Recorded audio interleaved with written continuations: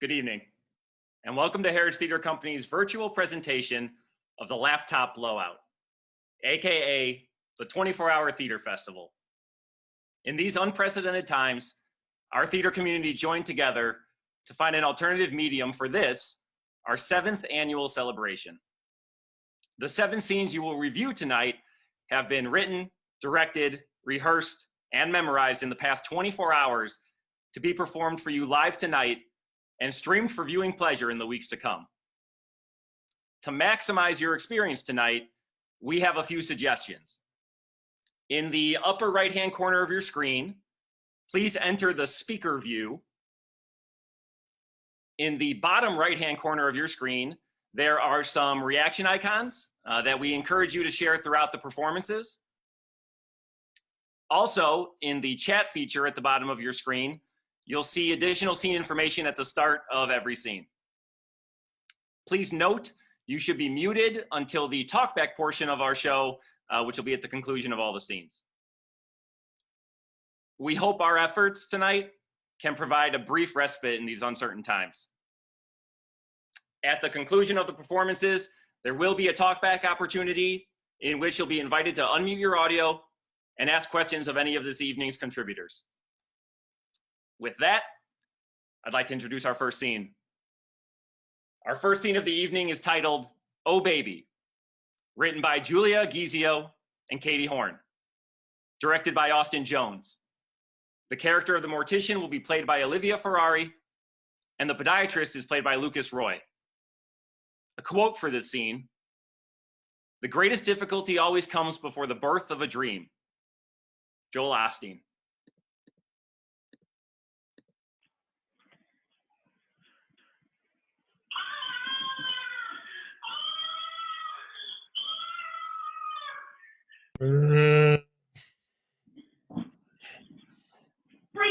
Is not what you think.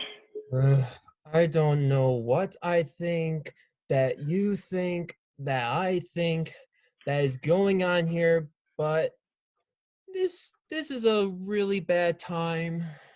Listen. I need your help. So, you know how I study mortuary science? No, I'm not helping you hide a body. I'm giving birth? What? You're giving birth? No, not me. This woman, her dad died, and I'm directing the funeral. So I heard someone screaming in the background. I was just trying to help. So you killed her? No. She's the one giving birth. What do I do? Okay. Talk me through. What are you seeing? There's about 3 pints of blood. She's about 38 weeks pregnant. She's fully spread eagle, and the baby is coming out right now. Okay. The woman needs to push. Push? Did you call 911? No, I told you. Why would you call me? Because you're a doctor. Yeah, a podiatrist. So, don't you work with children? No, that's a pediatrician. I'm a foot doctor. Hold on 1 minute. What? Where are you going?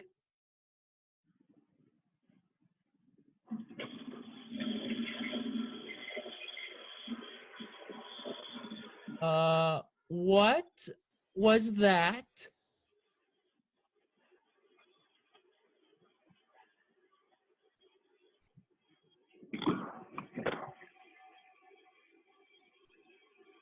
I had to pee.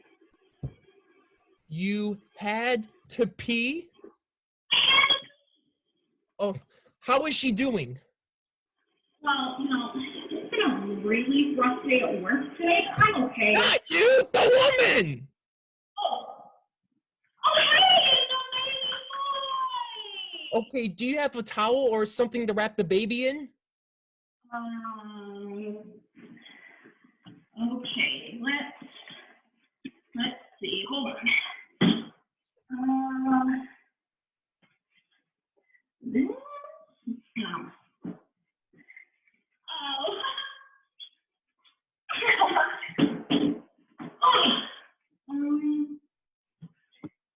Oh, I have a mirror. What is Amir gonna do for you? I don't know. I work with deaf people. I'm not good with human interaction. Wait. I have the t-shirt. That'll do. Wait a minute. What? Hey, come back!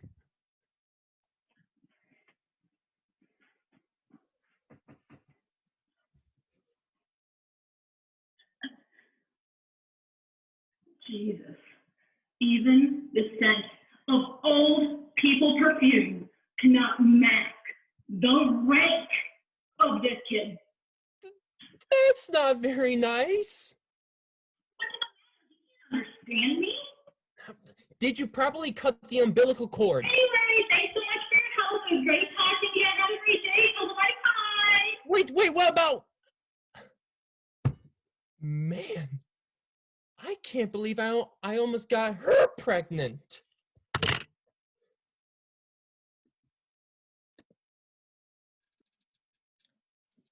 Awesome job, Group 1. Thank you guys so much for that.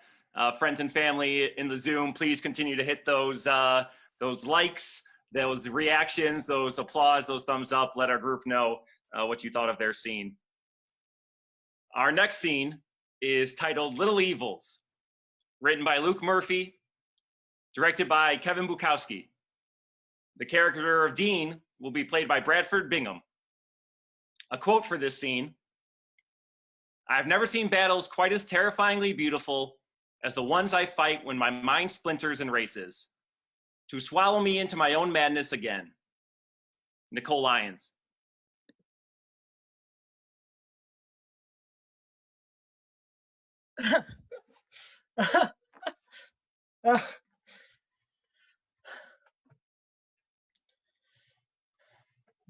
Brace yourself. It's not what you think.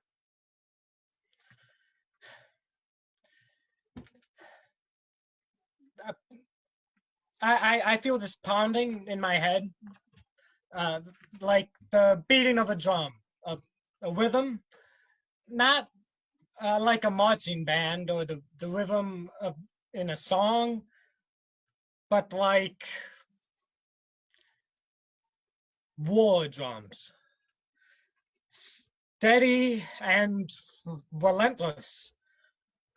I try to drown them out any way I can, keeping myself occupied with pointless nonsense, partying, cramming my schedule full of anything I can do to keep myself busy, distracted.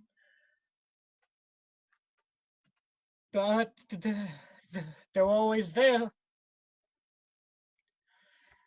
And if I don't stay focused, I hear them. Louder as I get more stressed, or pounding harder as I get more angry. I lose control as they come to a war, deafening everything else as the rage takes over.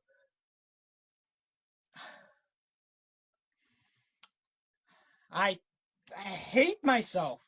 I hate my friends. I hate my family. I hate the world for being imperfect. And I hate myself for thinking it could ever not be. Just when one thing goes right, two more go wrong. The pounding starts up, and I try to stop it. I listen to music and that relaxes me, or count things in the room to focus, but I can't. It doesn't matter how hard I try to stop or delay it, it always ends up taking over. There's only one thing that can calm that beating: fear. It's just when I get close to doing something awful, or worse, when I actually do something awful and realize the consequences of it, it hits me. The pounding stops and anxiety takes over. Like stepping out into freezing rain. It washes over me, cooling my rage, but leaving me shaking, alone with what I've done, what I am, what I can't change. Being better isn't a destination, it's a process. And it never stops. It's developing good habits and keeping them, knowing what you need physically, mentally, spiritually, and doing what it takes to fill those needs. It's a constant struggle not to break apart. If you get into a rhythm, it can be easier. But there's never a time that you're truly safe. There's never a point where one bad day can't bring everything you've worked for crashing down.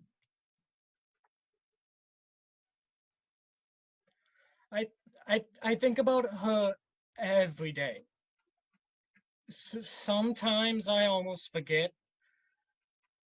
I'll be doing so good, moving on from everything and not thinking about her. Living in the present while remembering you've learned as you prepare for the future. If I can keep myself busy enough, I won't have time to think about it. I always plan something close enough to look forward to. I give myself something else to focus on. That's all I need. One good plan for the weekend that I can focus on to get me through the week. But there's always a pause. I jam as much as I can into my routine so that I don't have to think about it. But there's always a break. Something always happens that pushes you over your limit. You hear the rhythm pounding through your heart. Your blood starts to boil as you search for something, anything to calm down, but it's not enough. You lose control. And you see her. You get home and you lay down and you close your eyes and she is all you see. She is safety, she is calm, and she is home. She's the answer to all your problems. But she is the final answer.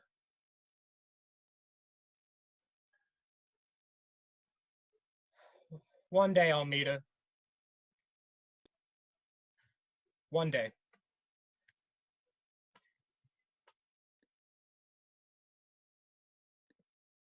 Thank you, Group 2. That was really powerful. We appreciate that very much. Our next scene, Scene 3, is titled Trying to Be Good, written by Kate Bukowski, directed by John Cladis.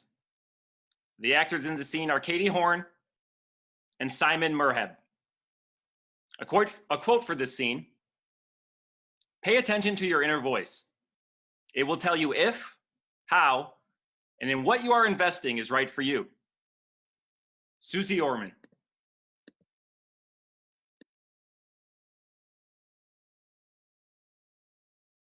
Hello, are you there? Hey, I just needed to talk. Sure, what's going on? Well, you know how much this job sucks and I hate it, but I got an offer. The pay is better, hours are better, the company family is better. I think I'm gonna take it. And leave where you are now? How long have you been there? I don't know, 5 years maybe? I suppose they have taken care of you. I mean, when you got sick, they let you take off the time you needed. They even let you come back after your maternity leave. Not every small company keeps your job open when you have kids, you know. Uh, don't forget your mom works there. Wouldn't you just be abandoning them? Okay, I get where you're coming from, but there's not really a future for me there. They have no plan for me to excel or move up. I should go somewhere where there's a path, where I can make more money, get a title, start a real future. That is a good point. Leaving would give you a chance at a better life. Think of where the opportunity would take you and your family. You could move out of your tiny house, finally make that garden you want, get a big backyard for the kids. It's a better decision for you. Even if you feel like you're being disloyal, that's just how the world works. If your job really wanted to keep you, they would have offered you a career path. You're right. I feel better about this. I mean, I'm gonna miss working with my mom, but I'll still see her. Yeah, you'll still get to see her. Hey, I need your help. Always, what's going on?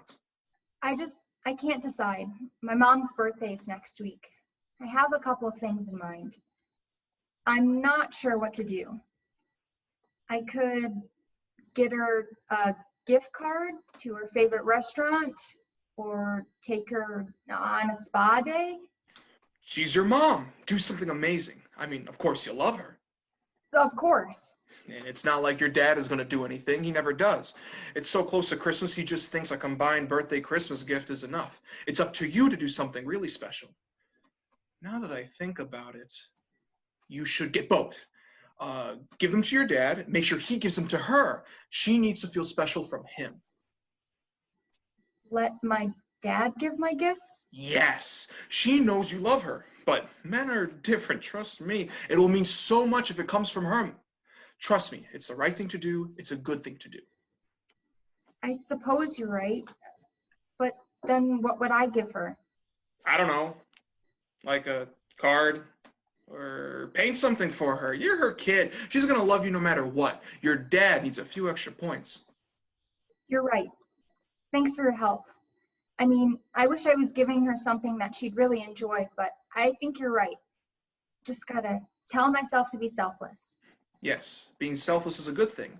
You're a good person.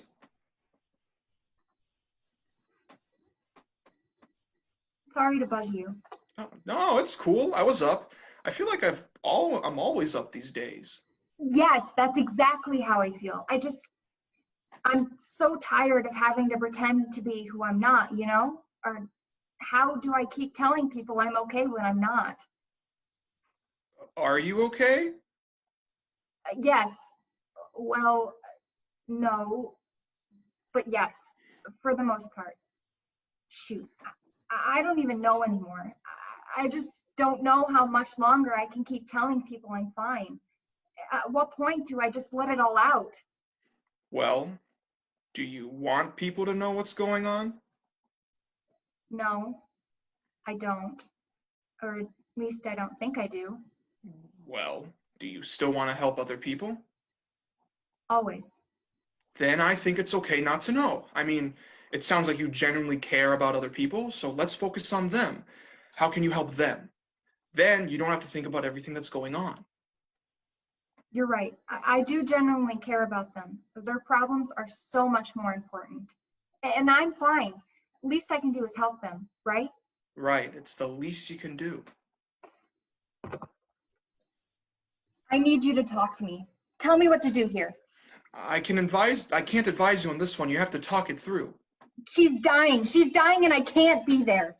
I know. No, you don't know. This woman raised me and I can't go to her. You don't understand. Katie, if you go to her, you will get sick. You'll get your family sick. You cannot go. But you don't understand. She's dying. I need to say goodbye. I need to be there for her. I can't let her die alone.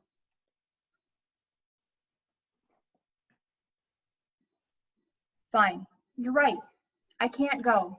It will make things worse if I go, I know. But who is this sacrifice really for?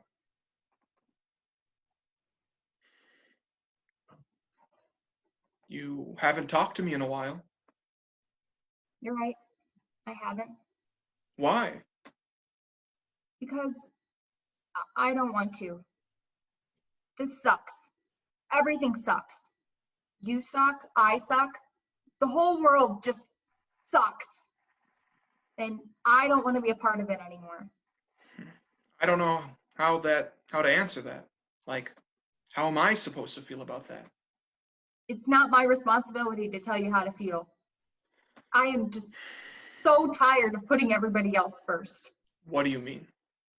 I mean, I'm done with this crap. You want the truth? You want honesty? I hate this life. I hate that you convince me to do these things that I don't really want to do. That I convince you? Yes, I wasn't sure about leaving that job, and I wanted to spend the time with my mom. I needed help, and you told me to ignore it, and now my mom is gone. She's gone. This is your fault. Your fault I'm here. That I'm like this. It's easy to blame other people. Screw you. No, I mean it. It's so easy to blame someone else for our problems. It's so easy to blame your decisions on someone else. People suck, obviously, it's easy. But you made those decisions. We made those decisions. Yes, but we made them for other people's sake. We left that job because we thought it would be a better opportunity for our family, but it's only separated us. We gave those gifts to my mom in my dad's name because it would make their relationship better, not ours. We didn't let anyone in because we were afraid to open up. We didn't go see mom before. I know. I just don't know how long I can keep going. How I can keep doing this. How I can keep living this life. Look at all the mistakes we made. Look at all the crap I screwed up. Look, my point is not every decision we make is going to be the right one every time. Look at yourself. Take that mirror and look at yourself. Look at us, because I have to tell you the truth. Brace yourself. It's not what you think. You will fail. Not everything that we do will be right. We are going to make mistakes. We are going to do things we regret. We are going to make really crap decisions at times. But if we do them with the best of intention, if we do them intending to be good, that is the important thing. To keep trying, to be loyal and selfless and genuine, and to make sacrifices and be honest and whatever else the people in our lives need. This is what makes us a good person. It's what keep trying regardless of our mistakes. So don't give up. Life is hard. Trying our best is hard. It takes a really strong person to go through what you've been through. All I can say is keep trying. You're right. We will keep trying. I am a good person. You always be here to help? Always.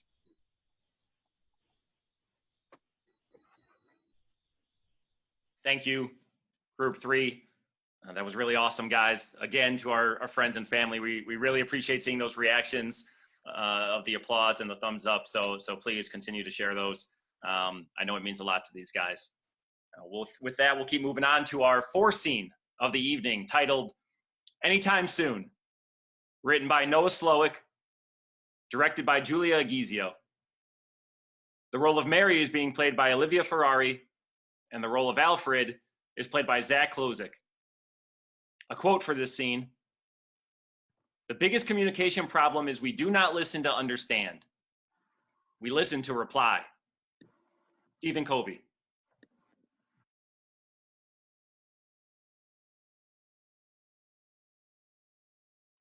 Okay. Hello, Mary. Welcome back. Hi, Alfred. Thanks. How are you holding up? I'm all right. The baby is finally asleep. He was being fussy all night. Well, at least now you can relax. How is the search for the new job going? Not great. Nowhere's hiring during the outbreak. Rent was due a week ago, and I still don't know how I'm going to pay for the extension my landlord gave me. Would you like me to calculate your finances? Maybe formulate a budget for you? No, like you said, I just want to relax for now.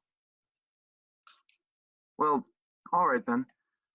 I do have some new streaming recommendations I think you might enjoy. There's this one about a guy who calls himself the Tiger King. It's become very popular. A lot of people online are talking about it. There's even new memes showing up about it if you want to see those. No, no thanks. Not right now. I was watching comfort shows with my baby right before this. You know, honestly, I just wish I could work as a copywriter for Dunder Mifflin or, work in the marketing department for the Pawnee Parks Department. Yeah, that'd be nice. It would be like you already know all your coworkers, and there'd always be something familiar to look forward to. That's all we need, isn't it? Some sense of normalcy again? Yeah, so we're just going to have to get used to this new normal for a while.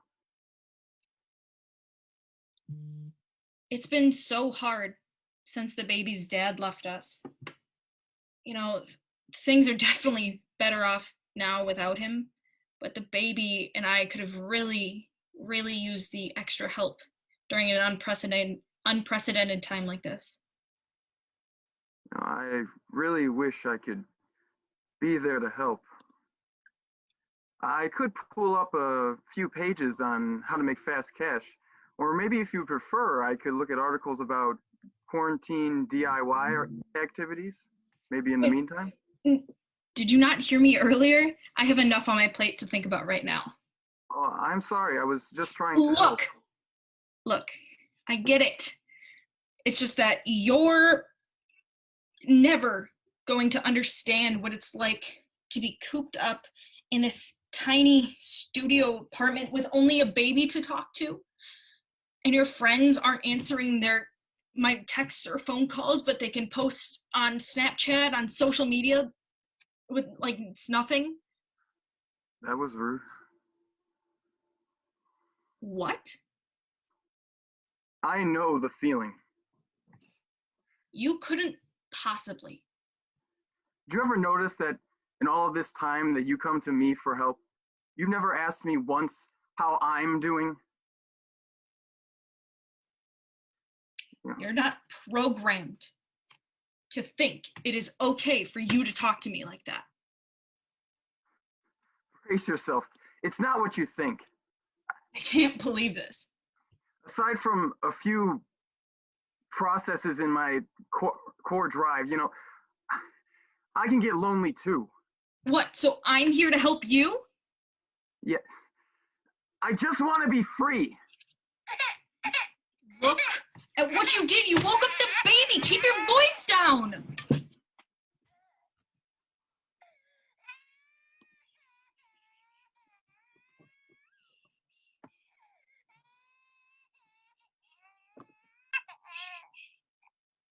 I was designed and created with your well-being as my primary objective.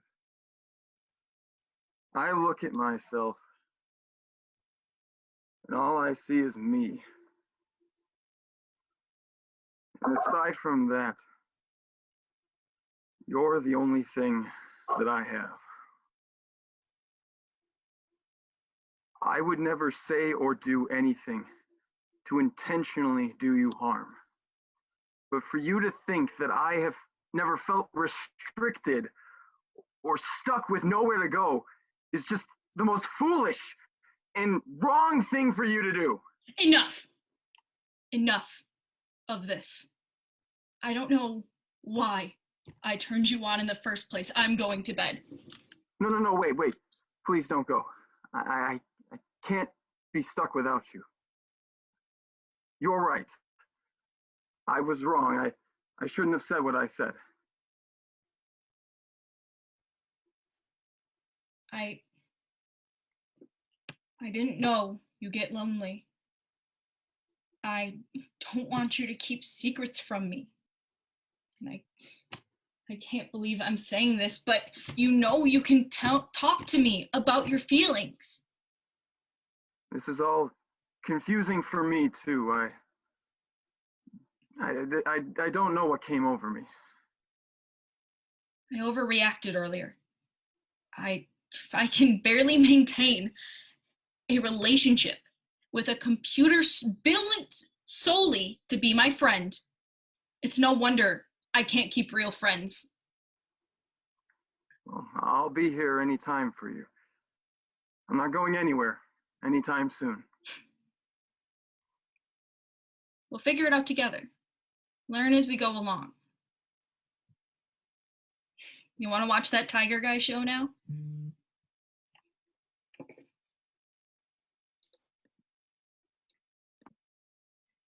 Thank you, Group 4. Great job, guys. Our fifth scene of the night is titled Baby Daddy, written by Katie Papanaugh, directed by Bradford Bingham. The role of Michael is being played by John Cladis.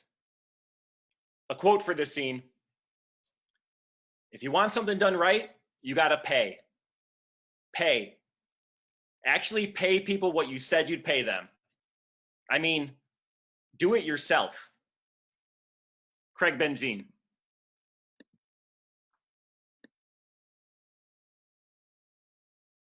Look, I can't tell her. I can't tell her. No.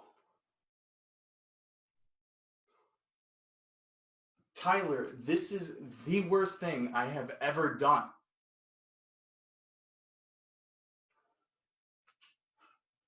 No, this is worse.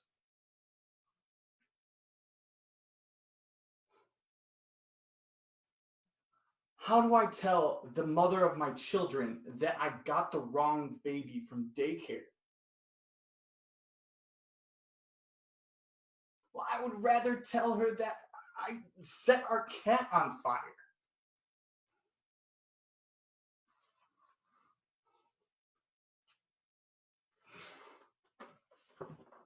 Look, the only options that I have are that I don't tell her or I don't tell her. It's easy as that. Well, at least they caught me before I left the parking lot. Otherwise, I'd definitely be going home with the world's worst dad award. Oh, shit. It's Megan. She said, "How could you do something like that?" Well, she said she wants to call. I'll talk to you later.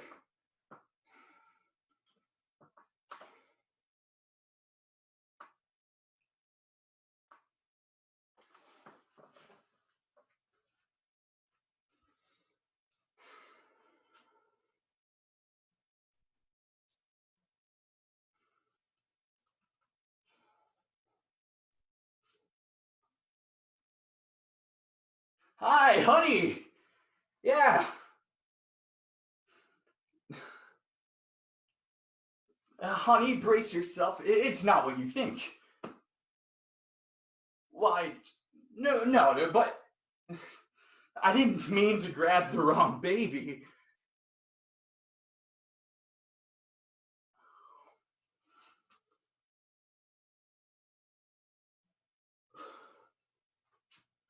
Oh,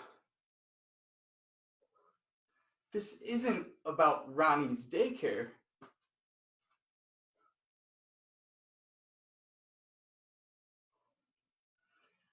This is about Rachel and not picking her up from soccer practice.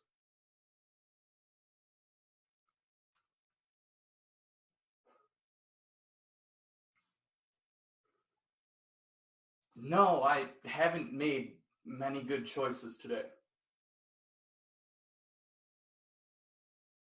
Yeah, I'll talk to you later.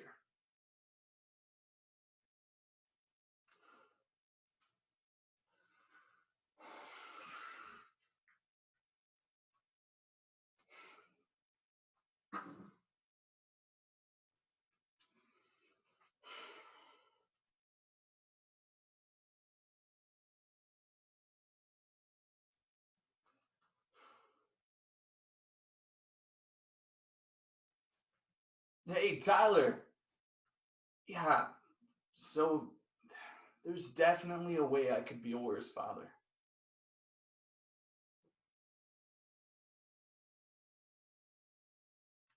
Thank you, Group 5. Great job, guys. For Scene 6 this evening, Scene 6 is titled Albino Stag, written by Zachary Klozik, directed by Kevin Bukowski.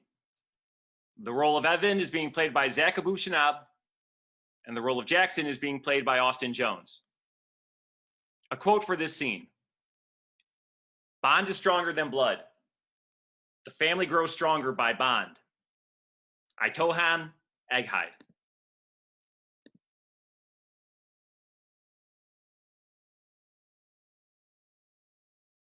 Hey, what's going on, Evan? Just grooming the old ma, Jackie. Been eating well? You know it. How was the food down there in Oklahoma? It's good, sweet and meaty. I will say that the one thing I will never miss about Wisconsin is the cooking. It's nothing but cheese curds. Who thought it was good to eat curded milk anyways? The whole prospect of cheese makes me uncomfortable. Too many things make you uncomfortable. You are a sensitive boy. Shut up. But seriously, good barbecue? Yes, wait until you get your taste buds on some moist Oklahoman ribs. I can't wait to try some. When do you think I'll be able to visit you down there? I don't know. I'm busy with work. Last week, Jimmy caught his finger. You know Jimmy, right? I remember him. He had the crusty rat tail. Exactly. Well, he caught his finger. He caught his finger in his hair while he was scratching his head underneath his hard hat. Apparently, he had so much sweat and grime underneath his hat that it was almost like a tar pit. It got really, really bad. The EMS said that it was one of those 1 in a million type things. You don't know when it's going to happen, but when it does, you're screwed.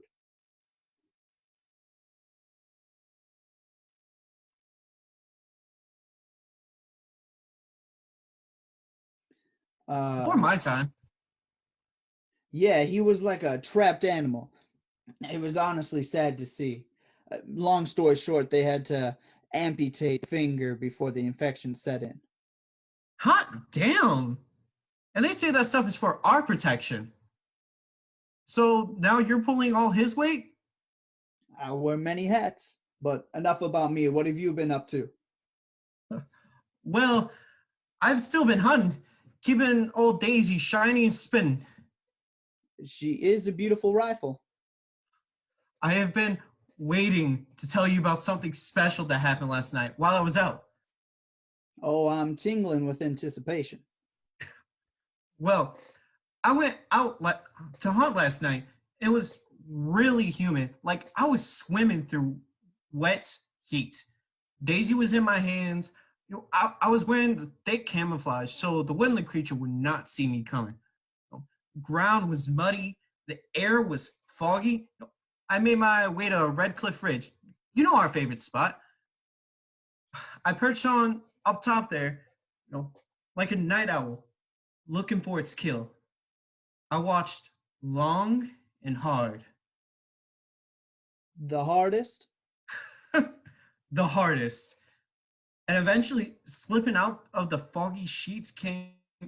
Wait, I need something to show you.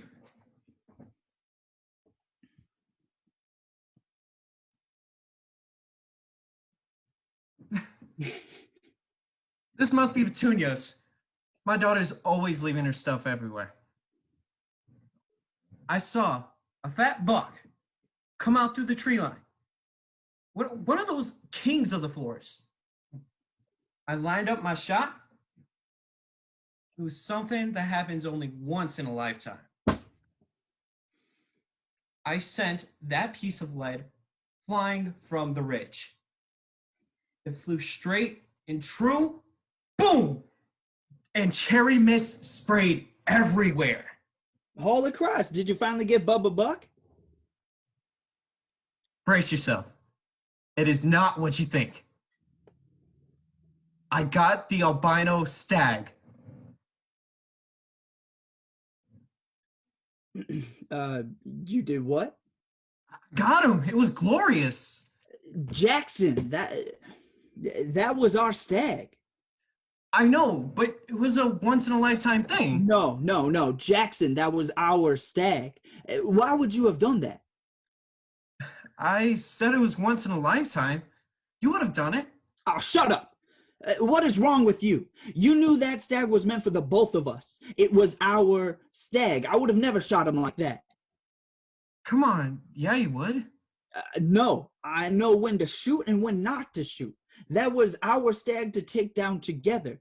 I'm not some unfaithful jerk who's gonna go around to fire his gun just all willy-nilly without a care for who's waiting for that gun. Come on, Evan, don't be like that. We were supposed to hold that gun together. It was our stag. Evan, just relax. It's going to be fine. No, Jackson, you made a choice. It was either me or the stag, and you chose the stag. I mean, does brotherhood mean nothing to you? We agreed that stag was going to be our special hunt, leaving me for some cheap piece of meat. I mean, I love you, man. Evan, wait! It's my fault. Evan! Evan! Evan.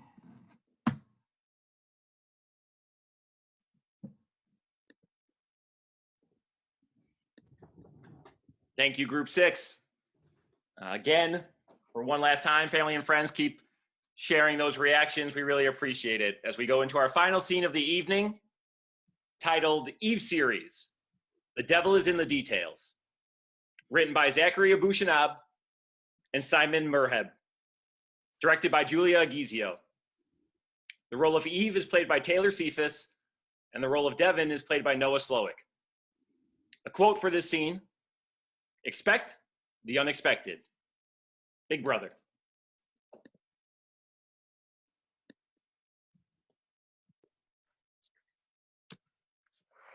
Whew.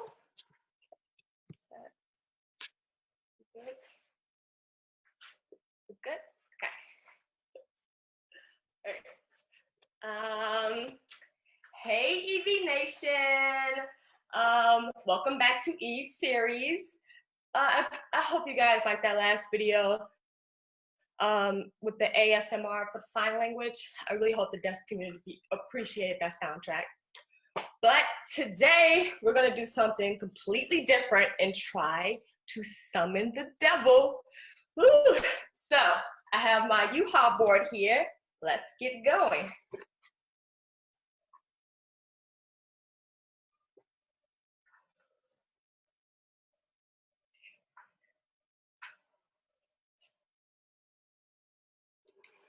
D E V I L. And that's why for the one-time payment of 5 installments of $6.66, you can get this golden fiddle. Eve? Dad? I was in Gary, Indiana, filming my commercial for fiddles. Why am I in your room? Well, I was trying to summon the devil, but... You were what? Yeah, for my YouTube channel. Say hi to EV Nation. I will not do that at all. Oh, Dad, come on. Okay. Hello, Evie Lights. Close enough. What did you use to summon me? Is that a baby? What? Oh, yep. You have served your purpose, young one. Thank you. Whoa, whoa, whoa, whoa. Take it easy. It wasn't their time yet. What? Time? Yeah, they had their whole life ahead of them. Experiences and whatnot. Nah, that's lame. No, everyone has a time and a place. And how would you know that, Devin? I would know a lot about that. And while I'm at work, please call me Dev. Whatever you say, Dev. I thought you were in college. What even is this? I am in college. In what? Communications? What good will that do you? Well, I could be communicating with the devil if my summoning worked, and all I got was my stupid dad. Stupid? Yeah. All you do is sell fiddles. Like, cellos are cooler. Yeah, like I'm gonna lug around a bunch of cellos. Well, if you were cool enough, you would, but all you do is sell fiddles. They are not stupid. Gold. Yeah, it has a good finish. It's fancy.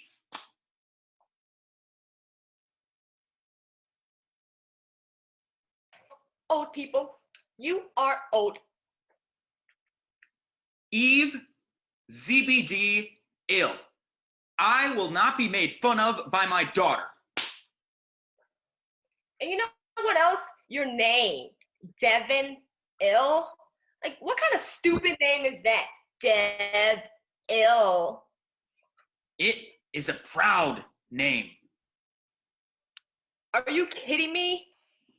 Dev Ill. What? Wait.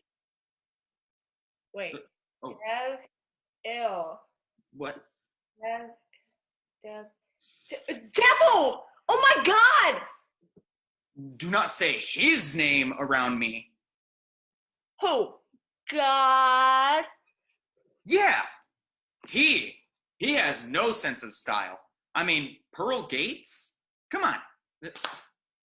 Oh, Jesus Christ. Same guy. Really? Yeah, it's kind of weird when you think about it, right? Yeah. Whoa, so wait. Are you for real the devil? I didn't intend for you to find out like this.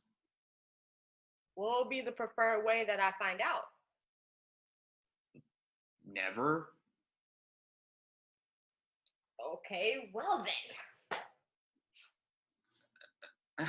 I mean, it isn't important you know. I don't think it's that big of a deal. My father is literally the devil, and you don't think that's a big deal? No. You got problems, man. Yeah, I'm the devil. Yeah. So? Fiddles? It's kind of my thing. Huh. But do not listen to that Johnny guy. That guy from that song? Yeah, I never went down to Georgia. Why would I go down to Georgia? It would be no competition. I would win every time. I'm the devil. But yet you sell golden fiddles. Yeah. Charlie's Daniels band was my most loyal customer until they wrote that stupid song. What happened to them? I don't know. Have you heard of Charlie Daniels band? No. Exactly. So, like, do you have any powers? What? Like, does your hair get all like blue flamey or something? Common misconception.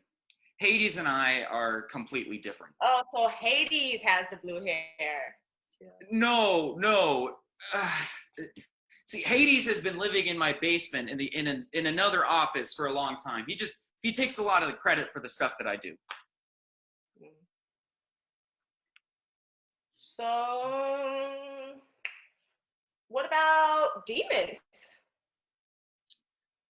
Well, do you know Girl Scouts? Don't tell me. Yep. Oh, those poor girls. Oh, no. They're moms. Wonderful creatures. Wait, does mom know?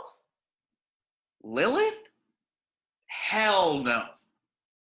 Why not? Well, the life insurance. It was too good to pass up. What do you mean? I mean, I never die, but she will. That's dark. That's just finances. Jesus. What did I just tell you? Oh, what should I say instead? Nothing. Just say nothing. Darn or gosh, maybe. You know, Dad, to be the devil, you're pretty lame. That's it. Take it down. Take it all down. Take all of whatever this is down. What? You can't make me. You will do what I want. I am your father. So? And I'm also the devil. What? So? So you see that mirror behind you? Yeah. Yeah, I'm gonna bust right through it. Oh my gosh. Gosh. That's right. That's right. Okay, but I have one more question. Fine. What? Okay. So like, being the daughter of the devil, what do I get? Excuse me? You know, I gotta have some kind of power or something, right? Oh. Brace yourself. 'Cause it's not what you think. Tell me. Well, debt. What? Debt. I don't get it. I own literally an infinite amount of land, and God is charging me all these taxes. Oh my darn. Why do you think I'm selling fiddles in the first place?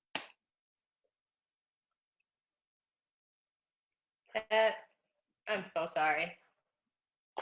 Why? This will be your problem soon. Wait, what? I mean, I may be immortal, but I'm trying to retire eventually. Wait, so does that mean I would become the devil? No. You would be like Eve. Oh, well, that's lame. I know you are. All right, you know what? I'm sending you back. I'm done. This is over. What? How? Wait, L stop. I Grounded. D E C.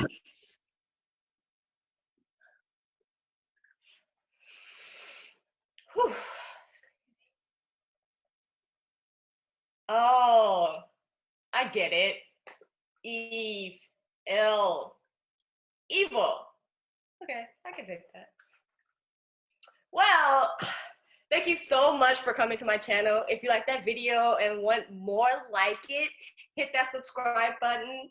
And I'll catch you in the next video. Bye.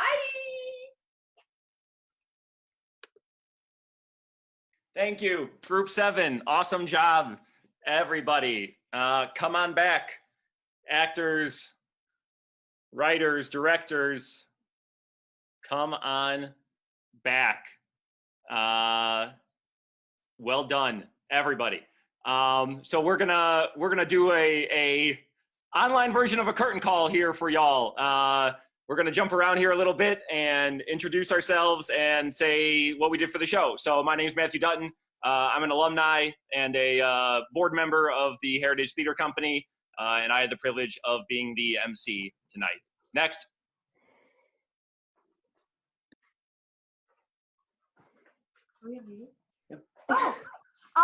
Kate O'Neill Bukowski. I am an alumni, also HTC board member, and I wrote. I'm Kevin Bukowski, also alumni HTC board member, and I directed the second scene, Little Evils, as well as the 16 albino stag. Next. Hello, I'm Simon. I wrote and I also acted. Next. I am Lucas Roy. I'm a freshman here at Lewis University, and I was an actor in the first scene. Next.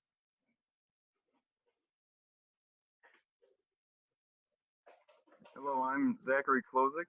I'm an English major at Lewis, senior, almost gonna graduate. And I wrote The Albino Stag, and I acted in Anytime Soon. Thank you. Next. Hi guys, I am Zachary Abushanab. I am an alumni and part of the HTC board. I wrote with Simon Eve series, The Devil's in the Details, and I acted in The Albino Stag.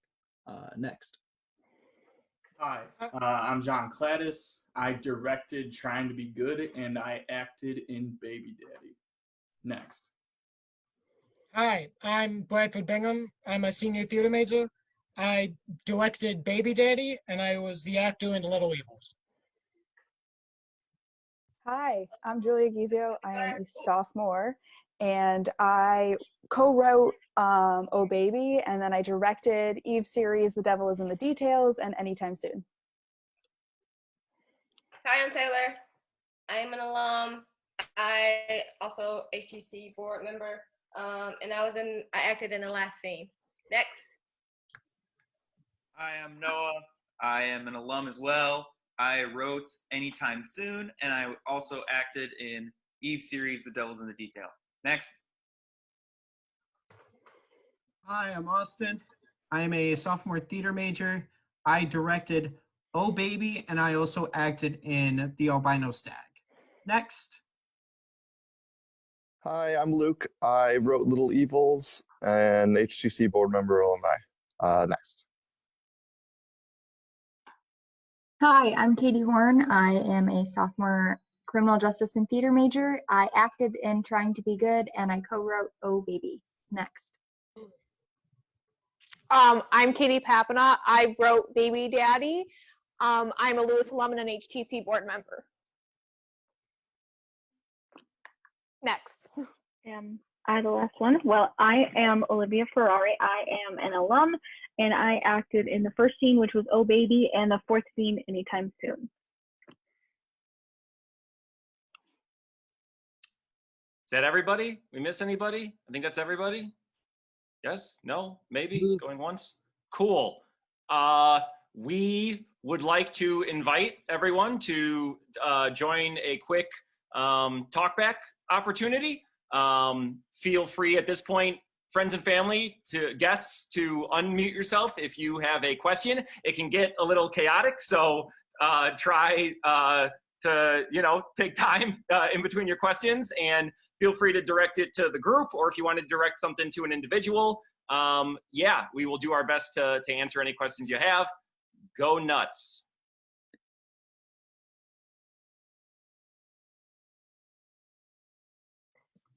Hi, I want to thank you all. This was absolutely wonderful. We were sitting here enjoying a night at the virtual theater. So thank you, everyone. Our question is, we were wondering how you came up with the dialogue. Don't worry, it's not what you think. And we thought that it was very clever to have it in all of the scenes. We really enjoyed it, but we're wondering how you came up with that particular line. Noah, could you respond to that? Yeah, so that was actually one of the lines of dialogue that we had originally for our in-person, it was scheduled for March 20th. And then once we had the news, we were transitioning to the laptop blowout. We decided to keep the same lines. We voted on them as a group.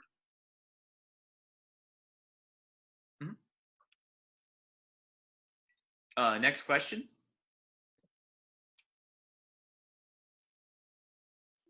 I got one. Oh, I was just gonna say, I just wanted to know what was on Olivia's gloves for blood. Oh, yeah.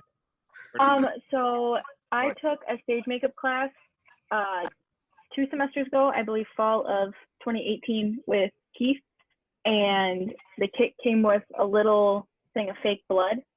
So I just used the fake blood that came in the kit. Very nice. It looked very realistic. Thank you. I was gonna ask the same question.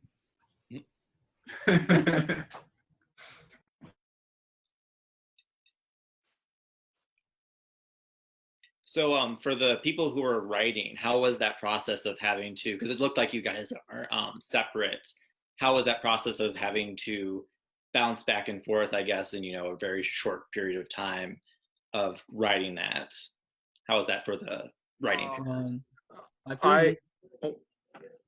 No, you go. You spoke first. Thank you. Yeah, thank I'll you. go next. I think me and Simon had a really cool creative process where yesterday we all started within like the Zoom meeting, and me and Simon were texting each other, kind of bouncing ideas back and forth. And then when the Zoom meeting ended, we attempted a Zoom meeting with our group, but me and Simon are not technologically savvy like Joe Slow. So we we decided to open up a Discord, and so for like I think we finished the script within about like under 2 hours, I would say. Yeah, it was like brushing it. Yeah. Yeah, and we kept the Discord call open the entire time. We opened up a Google Doc, invited everyone within the show to view it throughout the entire process, and just kind of went at it together. Simon was very much more the idea and like jokester, while I fit more the combat dialogue and making sure things stayed appropriate for school. There's a lot of things we had to cut. Well, yeah, there was. I'm very upset, but you do what you got to do for the kids. Yeah, I think also it was really, really good that we had, it was really, in our group alone, we had me and Simon writing, but also Julie, our director, was co-writing, and we had Noah Slowick also writing. So while all 4 of us were like working, Tate was just like, you know what, I'm gonna do me, I'm gonna wait for the script. So it was good where we all got together. We were like, all right, we have ideas. Does everyone kind of get it? And Noah's like, I need to write. And Julia's like muting herself and talking to Katie, waiting for her to also start the writing process. So it was really, really fun this time around. I would definitely say. When I was writing with Zach, I was always comparing it to the last time I wrote, which was with Tyler. And the reason why isn't because I'm comparing Zach with Tyler. It's because I'm comparing the fact I was in person with Tyler, and now I'm online with Zach. And so I'm wondering, well, what can I do differently? And one thing I hate about Google Docs is I don't like typing over people, because then no one's idea is coherent. So what I did was I just started leaning back, and I'm like, I'll let Zach write, and when he stops, I'll say punchlines until he likes one. And that's what we did the whole time, and it worked. It was funny. My mom laughed, so I won. So I don't care. But it's really enjoyable because me and Zach are friends, I think, and we have good chemistry, like off and about in the world when we go to hookah bars. I think so. I don't know. I think so. Do you think so? I think so. I think me and Simon were also prepping for the in-person one. So like in the beginning of March, we were brainstorming ideas. We had some baller ideas, bro. We should have written them down, though. That would have been a smart idea. But they're up here. Next year. I'm hoping like next semester, but we'll see. But yeah, no, it was a good time. Because one thing that's important for me is like a writer, and since I do like being the haha hoo-ha comedy guy, I do like to listen to the reactions of my partner. So if he doesn't think it's funny, I don't want to like insist it's funny. Otherwise, like then you just get a script that's like more ego driven than for the purpose of entertainment.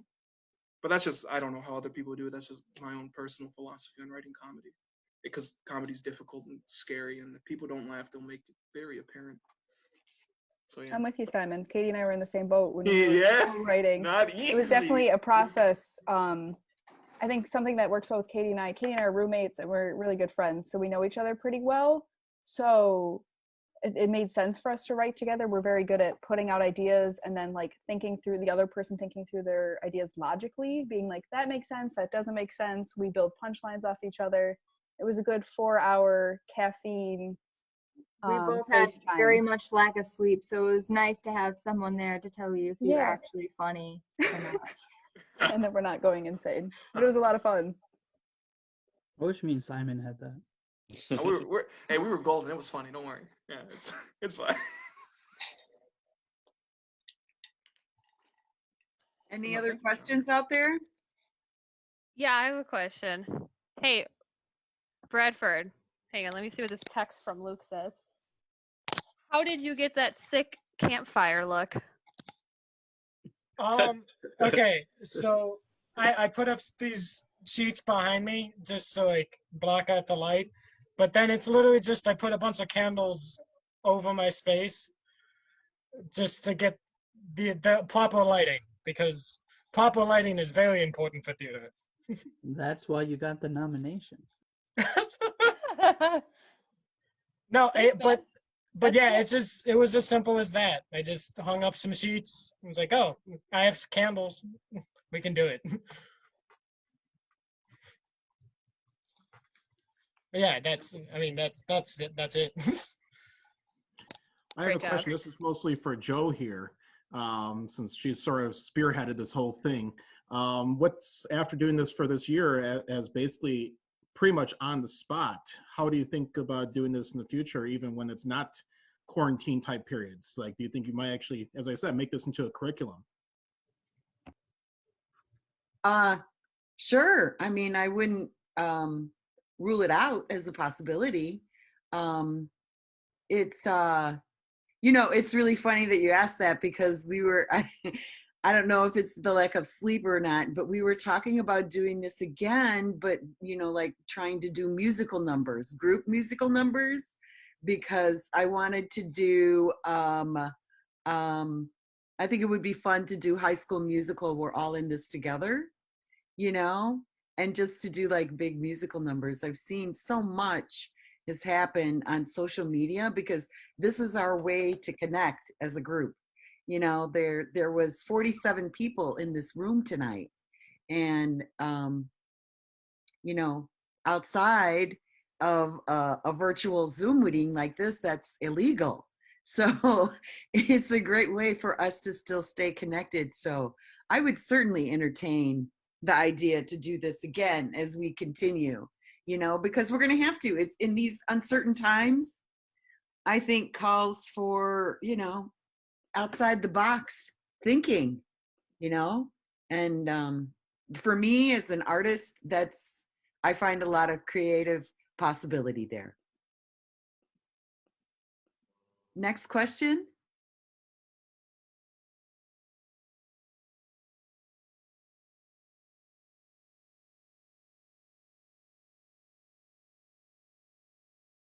Oh my God, a room full of artists like this and it's silent. I cannot believe this is happening right now. Yeah, go right ahead. So I don't remember what it's called, but in the fourth scene where Olivia is talking to, I believe it was Zachary, some kind of like online assistant, why didn't the baby have a name? Why was it just referenced as the baby? Noah? The Noah question. Yeah, that was my scene. Originally, I don't know. Originally, I was thinking about not giving either of the characters names either. But I don't know. It was just kind of a game time decision. I guess I thought giving the baby a name might have given it too much of like a character when it was just kind of like a baby. It's a prop. I don't know. How was it weird? Like actors, like was it weird that the baby like nameless? I mean, it was The something. baby's name is Baby. Yeah. Yeah. It's decided.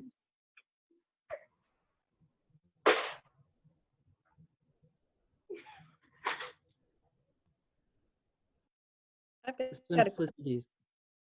What? Did someone have a question? I thought I heard something, but then it broke up. I do. Ask the question. So for the writers of Eve series, the father was depicted as a middle-aged man. I mean, Is that a personal thing? That why is the reason why, or? well, if you must know, me and my father go way no. I just think exhausted dads are funny. That's it. And I thought, wouldn't it be funny if the devil was just like a dad? Yeah. So that was it. I think it was definitely also like when I think of how like the devil's portrayed, like the biggest thing that comes to mind currently is like Lucifer, the TV show, and just how like he's this cool, suave, like really like womanizer. And I think me and Simon both just were like, what would it be if this dude was just an uncool? Yeah, he was just, a guy. Salesman? Like, yeah. And then we were like, okay, what's the exact opposite of like a door-to-door salesman? A really quirky YouTube personality. It was just like what would play well as opposites, and it's like why, and like who would be summoning something? Probably like, just some YouTuber who wanted to look cool. Okay, so then you play off that dynamic of father-daughter or whatever. So it just came along naturally. I love my father. Don't worry. I think also like Noah and Tay personified these characters phenomenally well. Like Noah and his little things. I love it so much. It blew my mind when it was happening. I'm like, whoa. Yeah, so like I think we wrote as best as we could, and then the actors and Julia as well, giving them the direction, was able to make the vision come across. Yeah, everyone played well to what they were really good at. So it all worked out really well. I think it just proves the point that not even the devil can control a teenage girl. It's true. It's true, yeah.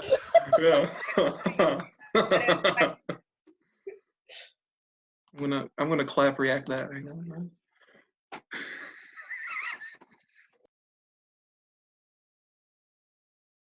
I'm sorry if my laugh broke anyone's eardrums. I don't care if it did. I wanna throw a special shout out there of appreciation and applause from all of our participants for our families who put up with us through this 24 hours, sitting in front of a laptop and talking to people and acting. I mean, Olivia really, her family, she monopolized the bathroom most of the afternoon. So I really want to throw a shout out there to our families who are with us. Yes, the toilet noise was real. Are there any other questions? Yeah, guys, surprise us. Knock our teeth out. Come on. Not really a question. Hey guys, I just wanted to say you guys all killed it. I loved it so much. I was cracking up the whole time. I was like texting some people on the side, like, because obviously, you know me, I just want to be like, oh my god, demons and robots and stuff, morticians. Oh, loved it. I'm dying. This is definitely the quarantine laugh I needed. Love you all so much. I love you, Ashley. Love you, Ashley. Thank you. Thank you so much.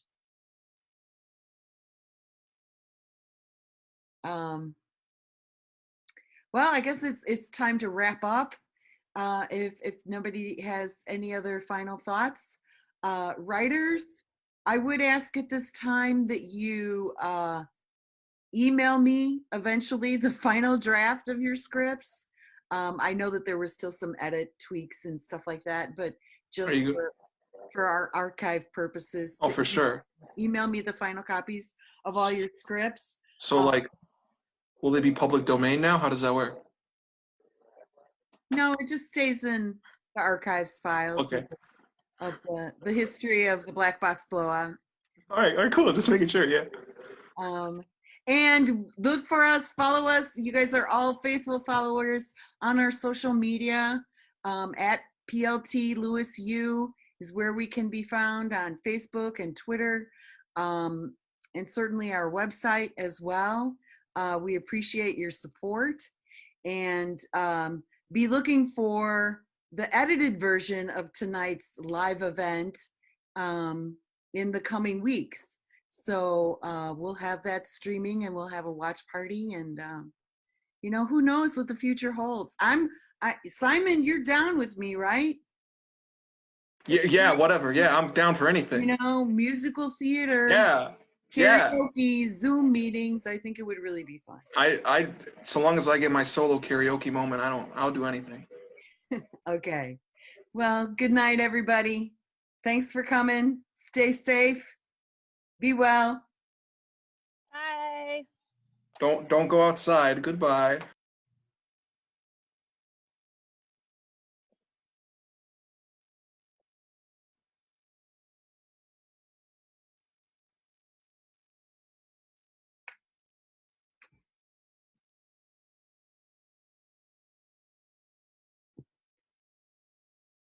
What a crazy ride.